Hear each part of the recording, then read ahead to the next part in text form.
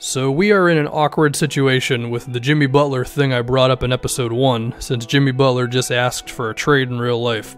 I think the best thing we can do is wait and see how the situation plays out, and then that will determine what happens in this series. So maybe the T-Wolves trade him for something really light, then that would determine what he would get traded for in this. I don't really know. We'll wait and see on that one. Also, Emeka Okafor got released in real life. I'm going to release him in this. Although he does appear for a little bit in the gameplay today. Also, the Pelicans just signed Jarrett Jack, so he's going to be on the roster after this video. Now if we get to the rotation, Drew Holiday's at point guard.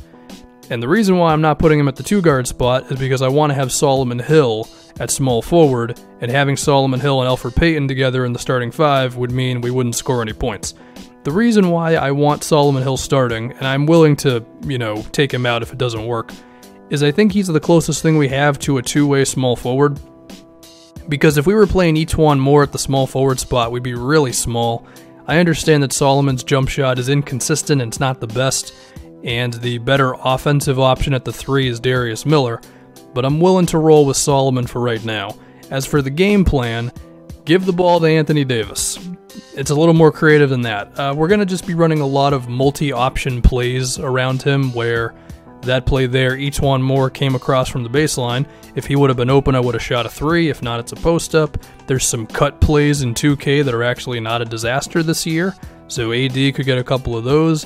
And then he's also going to be moving around the floor just in any way for mid-range jumpers, cuts, whatever the hell else. I'm going to show an image of the playbook in the next video, because I didn't get it for this one because I suck. As for some other things, when we talk about play style, number 1, we're going to shoot the ball a lot. We have the most athletic big guy in the league, so we should take advantage of that by running the ball down teams' throats. So we're going to tire other teams out, and we're just going to go as fast as we can. Also, we're going to crash the boards, because we have to create extra possessions. Anthony Davis can do this, but Julius Randle can do this as well, as he's going to be playing a lot of minutes at the backup center position. This was footage from episode 1. Give me a break.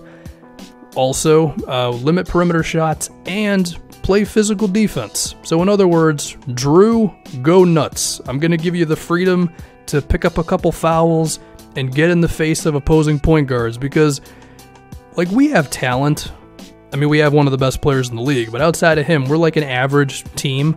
So we got to make up for that somehow. So just being super aggressive, running fast, offensive rebounds, being physical on the perimeter. Just do as much as we can to help out Anthony Davis so he doesn't have to carry all the load of this team. Basically, just be the biggest pest we can in the league. We've got quite a test for Game 1. We have the Houston Rockets in Houston, so if there's any bigger test of your perimeter defense than James Harden and Chris Paul, then it's basically only one other team, if I can talk correctly. So let's see what happens. Carmelo Anthony is starting at the 3 spot, and I'll tell you now, they give him the ball quite a lot, which is an interesting thing and an interesting dynamic that's going to come up in real life. I mean, in 2K it's not a problem because we're all robots, or they're all robots, but in real life, is Melo going to post up a million times? What's he going to do? I don't know. I actually lost the tip with Anthony Davis. That's something for you. First possession of the game, it is... I thought it was a Carmelo Anthony post-up. Now I don't remember what the hell goes on in this video at all. Solomon Hill, can I actually make a bucket with him? No, we're just going to hoist up an Anthony Davis 3 and it actually goes in. So that's the great way to start off the season, I guess. Here's the Carmelo Anthony post-up that I promised you. We have Mirotic on him. I think that's fine. Nico can move well enough to defend current-day Carmelo Anthony, I guess. You see there, push the pace. We're just going to run the ball. Oh, and by the way, Chris Paul attacked me so many times in this game. The defense in 2K19, it's pretty well talked about at this point. It's crazy. It really is. Got Clint Capella flying out of his shoes. We're going to look at that again because I want to make myself feel good. You know what's weird? The start of this game goes really well. And if you've watched any of the games I've played on 2K19 when I'm just talking about the NBA, the CPU usually kills me. Maybe it's because we were calling actual plays, I don't know, but this start is fantastic. It's 12-2. It was on all-star difficulty to start the game. I'll tell you now, I bump it up as the game goes along. I think moving forward, Superstar felt pretty good. There were parts of this game, beginning was on All-Star, felt a little too easy. Went to Hall of Fame at a certain point, a little too difficult. Superstar felt okay, so maybe that'll just be where to go. But anyway, we're up 6, so they're already kind of creeping back into it. And I'm calling some sort of play. Elfrid Payton, can we appreciate the fact that he cut his hair? We can also appreciate that Julius Randle and Etuan Moore are entering the game. I'll tell you right now, Julius, he's one dude who has to prove himself a little bit on this team. He was good with the Lakers, but, you know, can he have a specific role in all that? Shout out to Etuan Moore. But we're going to talk about Julius a little bit. He definitely has an impact in this game, which was huge because he's kind of like one of the X factors of this team, right? Like everybody else, we kind of know what they are. But with Julius, it's like, what is he, you know? Can he be a transition player? Can he be a big-time rebounder? Can he be a post-up player? Or can he be a guy who just doesn't have like any specific skill that he's really good at? But he definitely did stuff in this game for us. We're calling a cut play for him right here. These cut plays can still be a little iffy, but they're definitely better than they've been in the past. There you go, Julius, offensive board on Nene. Now can I say it seemed like Julius was floating in the air a little bit. 2K's offensive rebounds and block shots, and especially when you tip away an alley-oop, can sometimes be pretty weird in terms of guys flying 12 feet in the air, but we got the offensive board, so that's cool. Melo keeps on shooting those shots, and I will gladly accept it because I don't think too many of them are going to go in. This is a play for Darius Miller, who was also something for us in this game. Look at this. We got a 17-point lead on the defending, nearly beating the Warriors team. I couldn't think of a title for them, so I went with that. Shout out to Gerald Green. He's still in the NBA. I remember when he was on the Celtics, he was bad. Dude didn't know how to play basketball. And then he took like 5 years off, and then he ended up being pretty decent. That cut play kind of worked, as Clint Capella wasn't able to stop himself on a dime, so Julius doing a pretty good job of holding down the fort with Anthony Davis not in the game, although he's back in there, and they're actually able to finish over AD. And if you think that AD hasn't appeared enough in this video, just hold on, okay? Dude has some moments later on in the game. 11 points, and this is not what I want. They forced the switch. The defense is definitely better this year around in terms of not just switching automatically. Even then, sometimes it just happens, and when it does, you kind of know that you're screwed, and you just try your hardest. Even then, we had Drew on Melo, which isn't the worst thing in the world. So, we got Etuan Moore, shooting a couple free throws.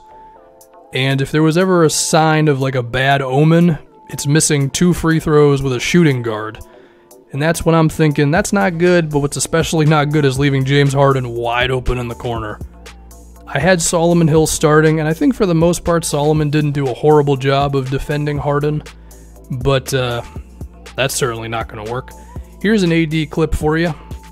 It's not exactly the best one, as Clint Capella shuts him down. Our offense is officially not rolling like it was. I mean, Houston should still be a pretty damn good defensive team. Luckily, Melo's just loving those 17-foot jumpers that are never going in. 4 for 11. He's playing great out there. Eventually, I'm going to think of a play to run this time around. This is one of those plays where initially it's like a floppy set, and if that guy's not open, then I have time to give it to AD. The problem is I took way too damn long to actually think of a play. But Nico, right place, right time. That's a big shot, because the Rockets' momentum was definitely picking up. Can we appreciate how long Ian Clark floated in the air right there to contest that James Harden three-pointer? It was a little ridiculous. And then Ian Clark also in the game. Well, you know he's in the game because I just said it. I meant to say also shooting, unable to make it. Ian Clark was a legit three-point shooter like 2 years ago. And now he's like below average. I don't know what happened to him. They got an O board. 7 points, calling timeout. Okay, I'm not feeling it. I'm not liking the situation right now. Some of our guys are a little tired. I think we could use another wing player. Because, you know, I got Ian Clark in there right now. And, I mean, there's better options than Ian Clark. I mean, hell, Nick Young's a free agent. He's a guy, right? A Julius three-pointer, not the best thing in the world. And as the third quarter is coming to a close, we nearly steal the ball. James Ennis does whatever that was. It's a 4-point game, okay? At one point we were up by, 17 points? Now they're back in it. And, well, I don't know, but the fourth quarter should be something. Can we actually hold on for this win, or are we going to go down in game one? I mean, these are the type of games that they could start off your season on the right foot, or they could start your season off kind of rough, and I guess either thing matters, right? Well, Darius Miller makes a deep shot. He was good for us, man. 14 points, 45% from the field. He has another moment in this game. Another Carmelo Anthony post-up. Just beautiful. Just absolutely beautiful. I love it. Keep shooting those, Melo. It's great. You notice we have Mirotic and Randall in the front court spots. I'm a fan of that. I like it. If we can keep going with that, that'd be huge. Darius Miller again right here. I mean, I said in episode 1 that he'd be getting some decent minutes, and the dude can make shots. So, while his overall in this game is not very high, he can still be kind of a valuable offensive player for you. You might have to take him out sometimes if his defense is killing you, but it wasn't really killing us in this game, so that's huge. Our pick and roll defense messed up on that one.